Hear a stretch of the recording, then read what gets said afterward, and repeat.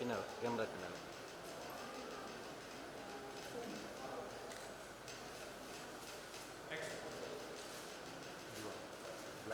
பச்சை பச்சை Extract predictions started.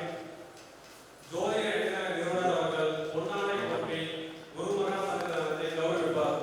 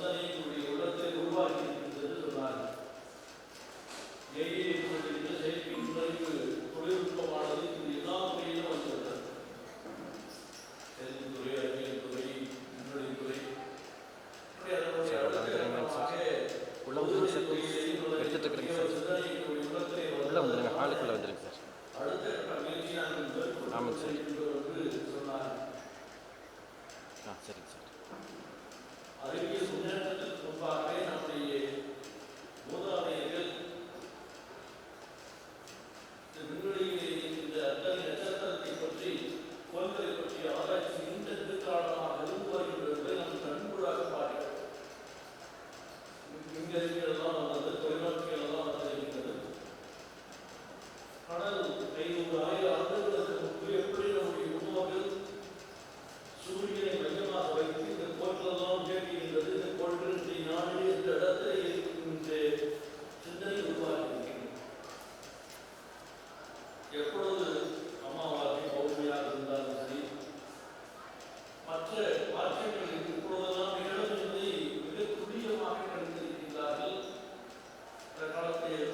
பஞ்சாங்கமாக நமக்கு சொல்லப்பட்டு வருகிறது. அதற்கு அடுத்த கட்டமாகத்தான் மனிதனுடைய அவருடைய தோற்றம் அவருடைய நேரத்தை ஒட்டிய சிந்தனை தான் நம்முடைய கௌரவமாக வளர்ந்திருக்கின்றது. அது மத்திய நாடுகளை காட்டில் நம்முடைய நாட்டில் மிக அதிகமாக சிந்தனைக்குரியதாக இருக்கின்றது. அந்த வகையில் அதனுடைய ஒரு சிறந்த ஒரு கலந்தாய்வாக விதி மதி கதி இந்த தலைப்பட கலந்தாய்வுதான் இங்கு தொடர இருக்கின்றது என்று செய்தியையும் அவர்களுக்கு குறிப்பிட்டிருக்கிறார். அறிவியல் எவ்வளவுதான் முன்னேறி இருந்தாலும் கூட இந்த நம்பிக்கை யோக நம்பிக்கை என்பது இன்று மக்களிடத்திற்கு அதிகமாக இருந்து வருவதை பார்க்கின்றோம். கல்வியையும் ஒரு பக்கத்திலே மூட நம்பிக்கைகள் இருக்கிறது, ஒரு பக்கத்திலே இந்த அறிவியல் முன்னேற்றங்கள் இருந்தாலும் கூட நமக்கு அப்பால் ஒரு சக்தி இருக்கின்றது என்பதை பலரும் உணர்கின்றார்கள். மற்ற பதக்காலத்தை இப்போது அதிகமாக கோயிலுக்கு போனாங்க. தன்னுடைய செய்திருக்கின்ற இந்த மாவட்டத்திற்கான பரிவாரங்களை நாம் எடுத்துக்கொண்டு கண்கூடாக பார்க்கிறோம். மனிதன் அதிகமாக படிச்சிருக்கிறார், படித்ததன் மூலம் தன்னுடைய பாவம் நீக்குவதற்காக செய்கிறார், பரிகாரத்தை வச்சுள்ளார்.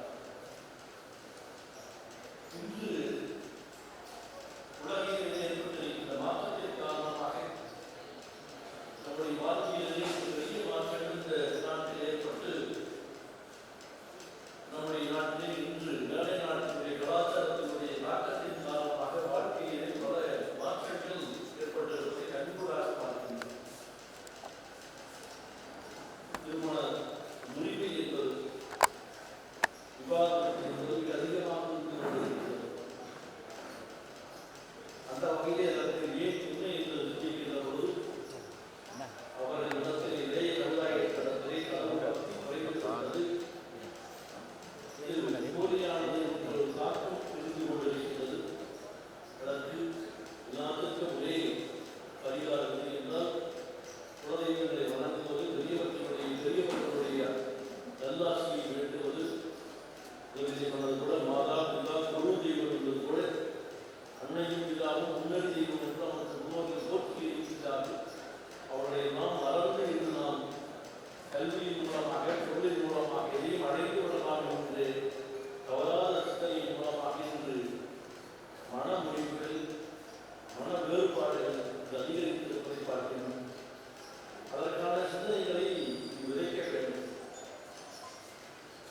எல்லாரையும் பார்த்து கூட்டம் பார்த்து எல்லாரும் சோதரர்கள் பார்த்து கல்யாணம் பண்றாங்க. இருந்தாலும் மன முடிவுகள் ஏன் ஏற்படுகிறது இந்த சிந்தனையை நம்மளுடைய உள்ளத்திலே வர வேண்டும். 20 வயசு கல்யாணம் ஆயிடுச்சு. அதற்கு முன்னாலே இளம் வயதிலேயே கல்யாணம் நடைபெற்று திருமணங்கள் நடைபெற்றது. அன்றெல்லாம் இவ்வளவு பொருட்கள் பார்த்தார்கள் என்பது சந்தேகம். பெற்றோர்கள் பார்த்து பார்த்து இந்த பையன் கல்யாணம் பண்ணி இந்த பையன் பார்த்து மூலமாக இருக்கு பார்த்து கல்யாணம் பண்ணி பெரியவங்க பார்த்து பண்ணி வைத்தார்கள். நன்றாக இருந்தது.